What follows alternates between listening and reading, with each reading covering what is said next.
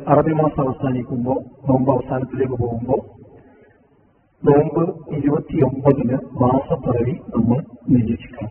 അത് നമ്മുടെ ബാധ്യതയാണ്. അപ്പൊ എന്നാണ് 29? ഈ ഞായറാഴ്ചയാണ്. നമ്മളെല്ലാവരും കേരളത്തിൽ മാസപ്പിറവി കണ്ടതനുസരിച്ച് 29ാമത്തെ നോമ്പ് വരുന്നത് ഈ വരുന്ന ഞായറാഴ്ച അഥവാ മാർച്ച് 30-ാം തീയതിയാണ്. അപ്പൊ അന്ന് നോക്കിയിട്ടാണ് ഏകദേശം കഷ്ടി 1 മണിക്കൂർ സമയം ചക്രവാളത്തിൽ ചന്ദ്രനുണ്ട്. കാണാൻ സാധ്യത ഏറെയുള്ളതാണ്. വലിയ ഇരുട്ടും പ്രശ്നങ്ങളും ഇല്ലെങ്കിൽ കാണും. അങ്ങനെ കാണുകയാണ് എങ്കിൽ തിങ്കളാഴ്ചയായിരിക്കും പെരുന്നാളായിട്ട് വരിക. അന്ന് കണ്ടില്ല, എവിടെയും കണ്ടില്ല എങ്കിൽ മാത്രമേ അത് ചൊവ്വാഴ്ചയിലേക്ക് പോവുകയുള്ളൂ. അതാണ് അതുമായി ബന്ധപ്പെട്ട് നമ്മൾ മനസ്സിലാക്കുക. ഇതെന്താണ് ബേസ്? സൂമൂലുറുഇയതിഹി വഅഫ്തിറൂലുറുഇയതിഹി. നിങ്ങൾ മാസം കണ്ടാൽ നോമ്പ് നോൽക്കുക, മാസം കണ്ടാൽ എന്ത് ചെയ്യുക? അത് അവസാനിപ്പിക്കുകയും ചെയ്യുക. എന്നാൽ പറയുന്നത് മാലയ്ക്കും ഫഖദിറൂലഹു. ചക്രവാളത്തിൽ ചന്ദ്രൻ ഉണ്ട്, പക്ഷെ കാർമേഘം കൊണ്ട് മൂടിപ്പോയി. അങ്ങനെയാണെങ്കിൽ എന്ത് ചെയ്യണം? നിങ്ങൾ 30 പൂർത്തീകരിക്കണം. ഇതാണ് ഇതിന്റെ ബേസ്. ഈ മാസപ്പിറവിന്റെ കാര്യം പറയുമ്പോൾ ആളുകൾക്ക് ഭയങ്കര ആശയക്കുഴപ്പം. ഒരു ആശയക്കുഴപ്പമുണ്ട്.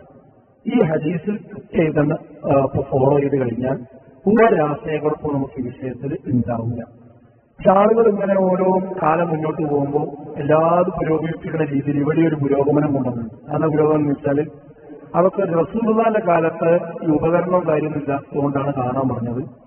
ഇപ്പോ കണക്കും കലണ്ടറും കാര്യങ്ങളൊക്കെ കൃത്യമുള്ളത് കൊണ്ട് ഇനി ആകാശത്തേക്ക് നോക്കണ്ട, ഇനി കലണ്ടർക്ക് നോക്കിയാൽ മതി. അതായത് മാസം നോക്കുക എന്ന് പറഞ്ഞാൽ വലിയ വ്യാഖ്യാനം എന്താ?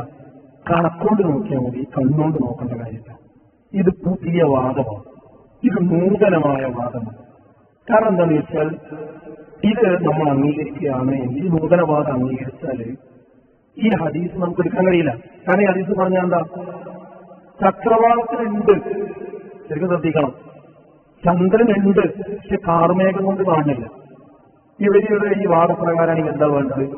അവിടെ ഉണ്ടല്ലോ, നമ്മൾ എന്ത് ചെയ്താൽ തുടങ്ങാലോ എന്ന് പറയാം. റസൂൽ പറഞ്ഞ എന്താ? അലൈക്കും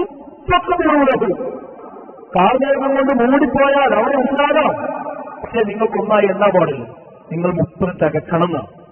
അതെങ്ങനെ പിന്നെ കണക്കോട് നോക്കുക? എവിടെയും കണക്കിലായാൽ മതി, കാണേണ്ട കാര്യമില്ല എന്ന് പറയാൻ പറ്റൂല. ഈ ഹദീസിനത് എതിരാണ്. പിന്നെ ചില ആളുകൾ പറയുന്നത് വെച്ചാൽ അതുകൊണ്ട് നോമ്പ് നഷ്ടമാകൂലേ?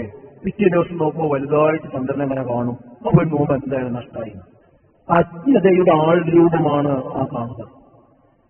അതായത് അവിടെ ചക്രവാളത്തിൽ ഉണ്ടായതുകൊണ്ട് മാത്രം അത് ഹിലാലാവില്ല. ഹിലാലാകും എപ്പോഴാണ്? മനുഷ്യന്മാർ കണ്ട് ശബ്ദമുണ്ടാക്കുമ്പോഴാണ്, അപ്പോഴാണ് അത് ഹിലാലാകും.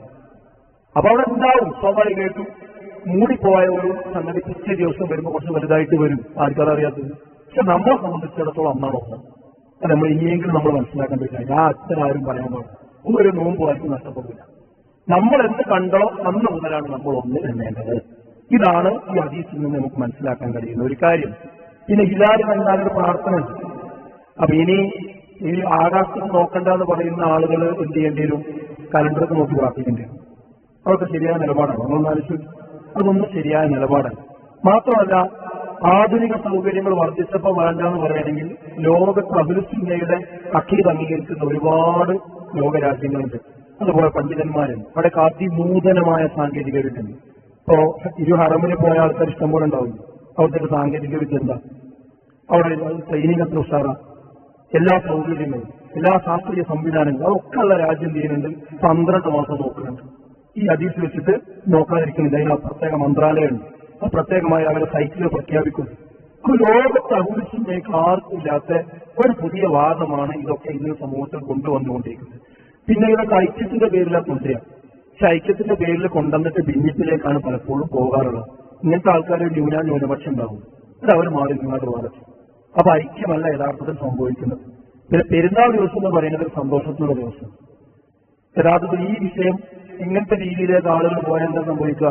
ഒരു വീട്ടിൽ തന്നെ എന്ത് സംഭവിക്കും? നേരത്തെ നോമ്പ് തുടങ്ങിയ ആളുകൾക്ക് നോമ്പ് കയറും, നോമ്പിന്റെ എണ്ണം കൂടും. അപ്പൊ ചില ആൾക്കാർ നോമ്പ് നോൽക്കില്ല, ചില ആൾക്കാർക്ക് നോമ്പ് ഉണ്ടാവും, വേറെ കുറച്ച് ആൾക്കാർക്ക് നോമ്പ് ഉണ്ടാവില്ല, പെരുന്നാളും ഉണ്ടാവില്ല, ചില ആൾക്കാർക്ക് പെരുന്നാൾ ഉണ്ടാവും. ഒരു വീട്ടിൽ തന്നെ വ്യത്യസ്ത രീതിയിലായ എന്ത് സന്തോഷം എല്ലാവരും ഉണ്ടാകും. അപ്പൊ അതൊക്കെ ഉണ്ടാകുന്നത് ഈ നൂതനവാദങ്ങൾ കൊണ്ടാണ്. നമ്മൾ പ്രവാചകൻ സല്ലല്ലാഹു അലൈഹി വസല്ലം പറഞ്ഞോടത്ത് നിന്നാൽ മതി.